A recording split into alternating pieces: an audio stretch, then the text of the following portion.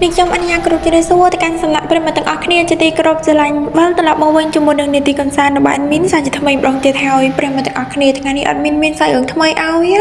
យកំពុងតែជិះតាក់ស៊ីសុកនេះស្រាប់តែមានអារម្មណ៍ថាដូចឆ្លងភពទៅមួយទៀតអញ្ចឹងព្រោះចេះតែជិះយូរទៅស្ងាត់ទ្រីងទៅដូចពិភពលោកនឹងមានតែតាក់ស៊ីហើយនឹងខ្លួនឯងអញ្ចឹងដូចរឿងបែបនេះដែលគាត់និយាយឡើងមកក៏មានអារម្មណ៍ថារឿងភ័យដែរណាទាំងខ្ញុំទាំងគ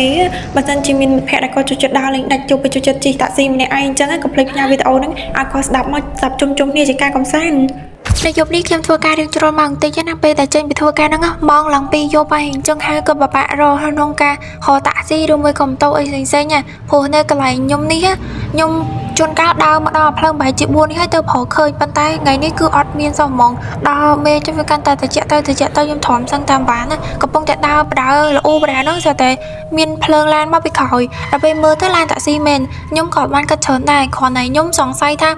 ឡានតាក់ស៊ីនេះឡានអាសេរីចាស់មុនតែខ្ញុំក៏មិនបានគិតអីវែងឆ្ងាយច្រើនដែរគ្រាន់តែដឹងថាល្ងាចូលក្នុងឡានសិនដើម្បីបំបត្តិភាពល្ងាចូលមកដល់គេមានបើកម៉ាស៊ីនត្រជាក់ប៉ុន្តែមានអារម្មណ៍ថាល្ងាជាងនៅខាងក្រៅនឹងទៀតដល់អញ្ចឹងខ្ញុំស្មានតែគាត់នឹងបើកម៉ាស៊ីនត្រជាក់ខ្ញុំក៏បាននិយាយថាបងជួយបិទម៉ាស៊ីនត្រជាក់ទីទៅព្រោះខ្ញុំល្ងាណាគាត់ថាអត់បានបើកទេប៉ុន្តែការនិយាយស្ដីរបស់គាត់មកកាន់ខ្ញុំមានអារម្មណ៍ថាចម្លែកហ្មងអញ្ចឹងខ្ញុំមិនសង្ស័យខ្ញុំមិនព្យាយាមមើលគាត់ប៉ុន្តែមើលយ៉ាងណាក៏អត់ឃើញដែរមើលមិនឃើញពាក់មួកឡើងចិត្តហើយពាក់អាវខ្មៅទៀតហើយខោវិញដល់ចុងជើងដល់អញ្ចឹងហើយខ្ញុំមើលអត់ក្អឹងរៀបរៀងគាត់អំរៀបមិនទេអាបោករួមអាទស្សនភាពហ្នឹង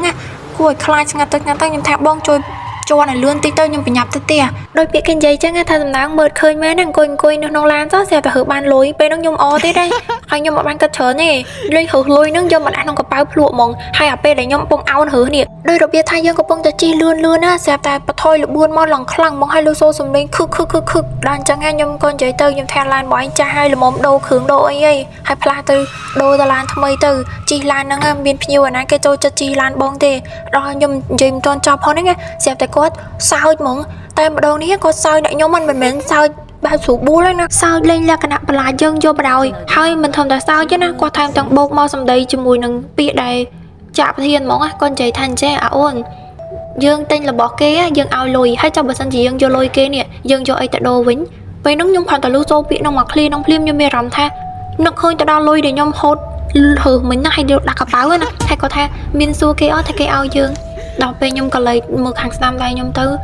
ពេលអងហើយមានមនុស្សពីរនាក់មកអង្គុយលើឡានហ្នឹងតាំងពីកាលណាមកហើយខ្ញុំមិនដឹងថ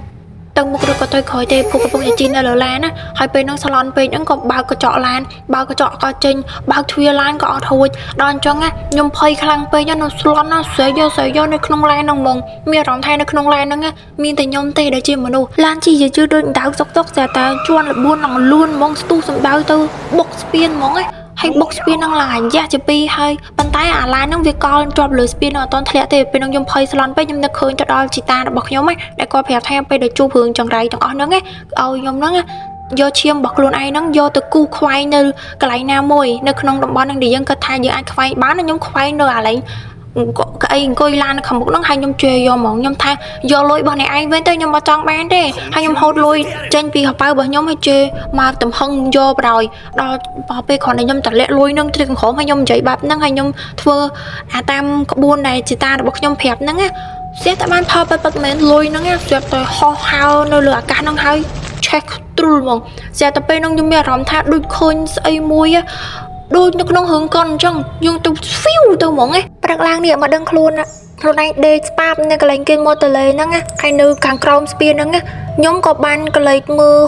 គ្រប់សងឆុងជ្រោយឲ្យគ្មានឃើញឡានតាក់ស៊ីហ្នឹងទេអញ្ចឹងបានន័យថាយប់មិញហ្នឹងខ្ញុំជិះតាក់ស៊ីហ្នឹងគ្រាន់តែជាការសម័យខ្ញុំទេដឹងឬក៏ការផន់ភ្នែកខ្ញុំទៅពេលទៅដូចឡើង2-3ខែបានខ្ញុំជិះវិញហើយជិះមកហើយរត់រះទៅរកមើលព័ត៌មានដែលតាក់ទងមួយឡានហ្នឹងហ្មងឃើញមែនណាកន្លែងតំបន់ហ្នឹងគឺមានគ្រោះចរាចរណ៍មែនហើយឡានតាក់ស៊ីឡានពណ៌ក្រហមដូចខ្ញុំជិះនឹងឯងបេះដាក់សំណាងល្អណាស់ដែលបុនរបស់ខ្ញុំនៅមានខ្ញុំសង្ស័យថាគេចង់ចាប់ខ្ញុំនឹងយកទៅជំនួសចាំកន្លែងហ្នឹងដើម្បីឲ្យគេទៅចាប់ជាតិថ្មីណាសាយរឿងនេះត្រូវបានបញ្ចប់ជួបគ្នាវីដេអូក្រោយបាយ